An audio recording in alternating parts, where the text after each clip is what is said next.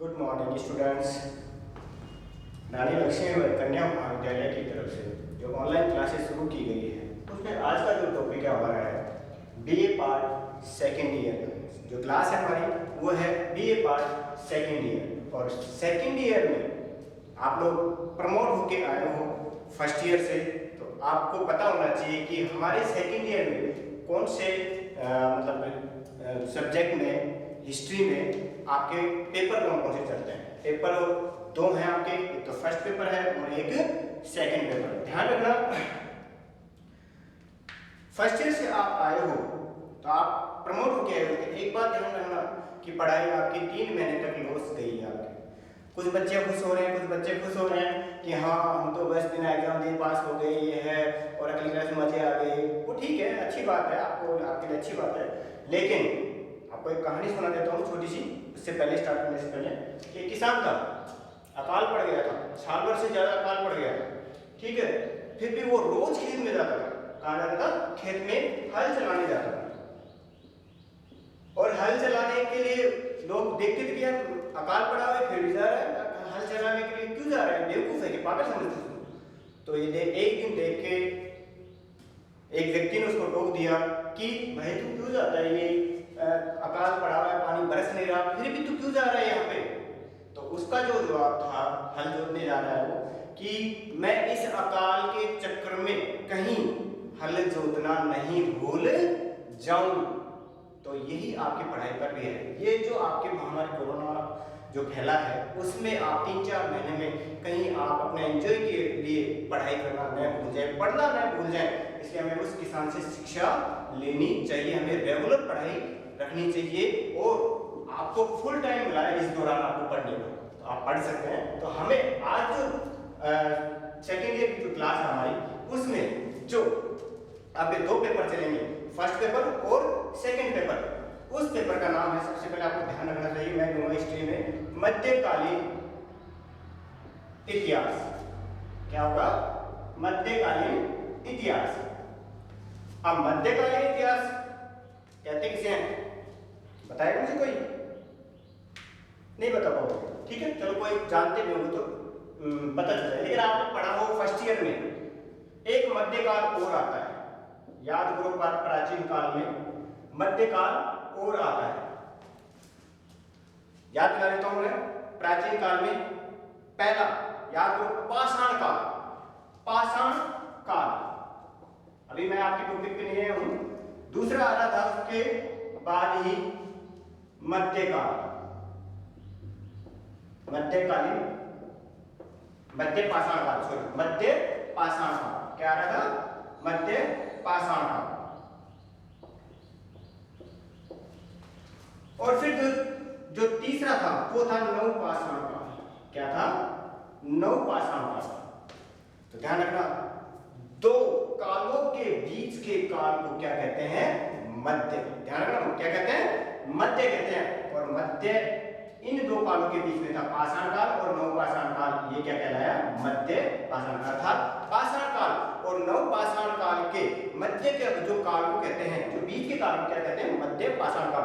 ये तो देखो मैंने फर्स्ट ईयर की बात बताई आपको याद दिलाने के लिए, लेकिन जैसे मध्य काल किसे कहते हैं वो दिलाया, वैसे ही हमारे आपके जो पेपर है उसमें चलेगा मध्यकालीन इतिहास। और मध्यकालीन इतिहास का मतलब यहाँ पर ये है, मध्य का मतलब यहाँ पर ये है कि वह काल जिसमें जो प्राचीन काल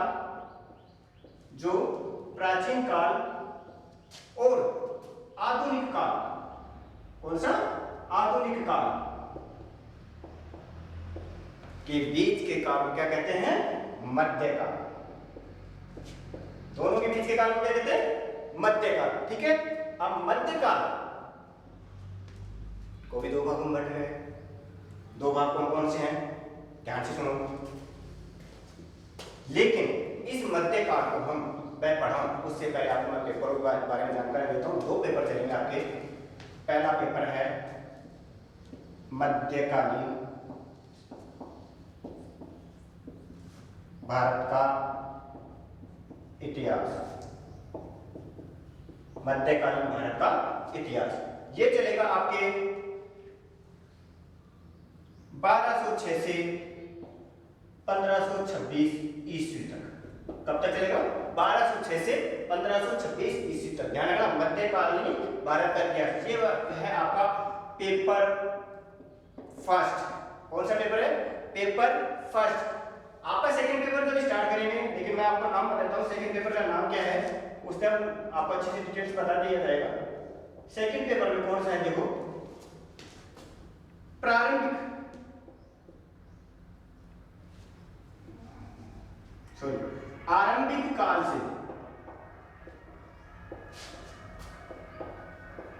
आरंभिक काल से राजस्थान के इतिहास का सर्वेक्षण। राजस्थान के इतिहास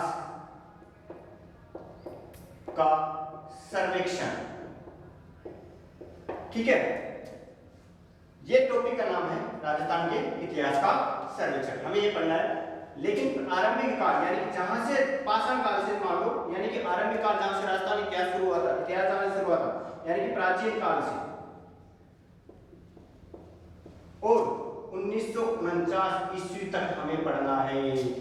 कहां तक पढ़ना है? 1949 आरंभिक काल से, जहां से शुरू हुआ था मानव युग, वहां से शुरू से लेके 1949 तक का काल पढ़ना है। तो दोबारा रिपीट कर देता हूं स्टूडेंट। मध्यकालीन भारत का इतिहास आपका पहला पेपर है, उसमें इस मध्यकालीन भारत के इतिहास का पहला पेपर है। दूसरा पेपर है आपका आरंभिक काल से यानी राजस्थान के इतिहास का सर्वेक्षण। राजस्थान की हिस्ट्री पढ़ेंगे इसमें सेकंड पेपर में, ध्यान रखना। इसमें आ रहा है प्राचीन से 1949 ईस्वी। दूसरा आ रहा है इसमें मध्यकालीन भारत का इतिहास, ठीक है, 1200 से 1526। ये तो दो पेपर हो गए आपके। आप चाहे तो स्क्रीनशॉट ले सकते, देख सकते हो, ठीक है। ये दो पेपर हो गए आपके। इस पेपर को हम सेकंड पेपर को बाद में लेंगे। हमारा जो चलेगा पेपर वो चलेगा फर्स्ट पेपर, ठीक है। और मैं इस फर्स्ट पेपर के डिवाइड कर रहा हूं। मैंने एक क्वेश्चन पूछा था आपसे, आप लोगों से, मध्यकालीन भारत के इतिहास को कहां से शुरू होता है, मध्यकालीन भारत का इतिहास कहां से शुरू होता है। लेकिन ध्यान रखना, मध्यकालीन भारत का इतिहास भी दो भागों में बांटा गया है। मध्यकाल को दो भागों में बांटा गया है। एक कौन सा है? सल्तनत का। दूसरा है मुगल का, ठीक है। मध्यकालीन इतिहास को ध्यान रखना, मध्यकालीन इतिहास में दो काल आते हैं। एक आता है सल्तनत काल जो 1206 से 1526 ईस्वी तक का है, ठीक है। फिर आ जाता है मुगल काल। याद करो बाबर ने स्थापना की थी 1526 में पानीपत के युद्ध में, तो ये होगा 1526 से 1740 ईस्वी तक। कब तक होगा? 1526 से 1740 ईस्वी तक। पेपर फर्स्ट मध्यकालीन भारत का इतिहास, मध्यकालीन इतिहास। इसमें आ रहा है सल्तनत काल, दूसरा है मुगल काल।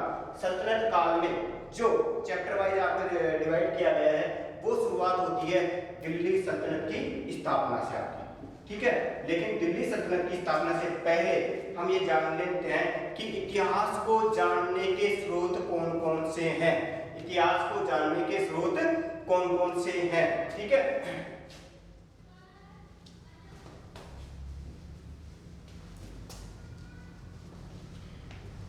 ये पहला टॉपिक आएगा आपका इतिहास को जानने के स्रोत। इसमें फर्स्ट यूनिट में आएगा, यूनिट फर्स्ट में इतिहास के स्रोत, ठीक है। तो मध्यकालीन भारत के इतिहास के स्रोत जानने के जो स्रोत हैं वो है तीन हैं। पुरातात्विक स्रोत, पुरातात्विक स्रोत, दूसरा साहित्यिक स्रोत, तीसरा यात्रियों मैंने फर्स्ट एड बता दिया है, यात्रियों के विवरण। लेकिन आपके जो सिलेबस में है वो सिलेबस में ये जो स्रोत पूछे गए हैं केवल ये पूछे गए हैं साहित्यिक स्रोत। केवल क्या पूछे गए? साहित्यिक स्रोत। और साहित्यिक स्रोतों में हमें दोनों सल्तनत काल के और मुगल काल ये दोनों के बारे में जान लिया। और साहित्यिक स्रोतों में जैसे आ जाती हैं जीवनियाँ आ जाती हैं, ठीक है, लेखक जिन्होंने अपनी अपनी जीवनी लिखी, जैसे बाबरनामा है, हुमायूं नामा है, ठीक है, मुगल काल में भी आ जाती है। अनेक बादशाहों के काल में अनेक इतिहासकार हुए, ठीक है, जैसे बर्नी हुआ है, अलबरूनी हुआ है, अबुल फजल हुए हैं, ठीक है, फैजी हुआ है। इन लोगों ने अपने अपने समय में अपने अपने बादशाहों के काल में अपनी अपनी कृति का निर्माण किया। वही उन्हीं साहित्यिक स्रोतों से उस समय की राजनीतिक, आर्थिक, सामाजिक और कलात्मक जानकारी मिलती है, ठीक है। तो साहित्यिक स्रोतों को हमें तीन भागों में बांटा है, दोबारा बोल देता हूँ मैं। प्रातात्विक स्रोत है, साहित्यिक स्रोत है और यात्रियों के विवरण है। यात्री जो आए थे मैगजीन, यात्री प्राचीन काल में आया था, ठीक है, हेंगत्सांग आया है, इत्सिंग आया है, अलबर्नी आया है, ठीक है, उन्होंने अपने अपने यात्रा विवरण में लिखा है, भारत के बारे में लिखा है, भारत की भौगोलिक परिस्थिति के बारे में लिखा है, भारत के राजनीतिक स्थिति के बारे में लिखा है, ठीक है, तो उसका अध्ययन करना है। लेकिन हमें ये साहित्यिक स्रोत ये जानकारी देते हैं कि उस काल में, यानी संतलक काल हो या मुगल काल हो, उस काल में राजा महाराजाओं की जो तात्कालिक स्थिति थी वो कैसी थी, ठीक है। ये पहला चैप्टर है आपका स्रोत सिलेबस का। उसके बाद आप क्या जाते हैं, देखो दिल्ली सल्तनत लेंगे हम, सल्तनत काल। सल्तनत काल उसमें देखो मैं आपको ऐसे ऐसे जानकारी देता हूँ कि सल्तनत काल में आपको सबसे पहले दिल्ली सल्तनत की स्थापना करनी है, कुतुबुद्दीन ऐबक, ठीक है, रजिया, बलबन, इल्तुतमिश, ठीक है, अलाउद्दीन खिलजी, खिलजी वंश पढ़ेंगे अपन, तुगलक वंश पढ़ेंगे। इसमें जो जो आ जाते हैं आप देखो। सबसे पहले दिल्ली सल्तनत की स्थापना की किसने की थी? कुतुबुद्दीन ऐबक ने, मैं शॉर्ट में लिख रहा हूँ, ऐबक ने, ठीक है। फिर ऐबक के बाद कौन आया था? इल्तुतमिश। इल्तुतमिश की उत्तराधिकारी जो बनी थी रजिया हुई थी, हालांकि अलग था, इसका पुत्र बना था बैराम, लेकिन वो नहीं बनाया गया, उसको लोग पसंद नहीं करते और सिलेबस में नहीं है, अपने सिलेबस में रजिया किया। फिर उसके बाद आते हैं बलबन। बलबन के बाद खिलजी काल पढ़ेंगे हम, अलाउद्दीन खिलजी, ठीक है, अलाउद्दीन खिलजी के बाद तुगलक वंश पढ़ेंगे, ठीक है। ऐसे ही मुगल काल आ जाएगा। मुगल काल में क्वेश्चन पूछ रहा हूं मैं, मुगल काल की स्थापना किसने की थी? बाबर ने। किसने की थी? बाबर ने। याद करो, पानीपत का प्रथम युद्ध 1526 में हुआ था, किस किस के बीच में? इब्राहिम लोदी और बाबर के बीच में। इब्राहिम लोदी की पराजय हुई थी और बाबर विजय हुई थी। बाबर के विजय के साथ ही भारत में मुगल साम्राज्य की स्थापना हो गई थी। तो बाबर के बाद कौन आएगा? हुमायूं। हुमायूं के बाद अकबर। इनकी राजनीतिक, प्रशासनिक और विजय पढ़ेंगे हम, ध्यान रखना। एक एक टॉपिक लूंगा मैं, एक एक टॉपिक समझाऊंगा, अच्छे से समझाऊंगा, बड़ा मजा आएगा पढ़ने में। ये सर कई बच्चे कहते हैं सर ऑनलाइन क्लास बोरिंग लगती है, नहीं लगने दूंगा। हिस्ट्री में बिल्कुल नहीं लगने दूंगा, आपको एंजॉय अलग से, अलग चीज कुछ जोड़ूंगा मैं, अलग से आपको कंपटीशन के हिसाब से दूंगा कुछ, जो आप छोड़ेंगे नहीं क्लास, ठीक है। तो आपको कोशिश करनी है ज्यादा से ज्यादा सीखने की, ठीक है। जो कमियां हो मुझे बताओ, ठीक है। Thank you.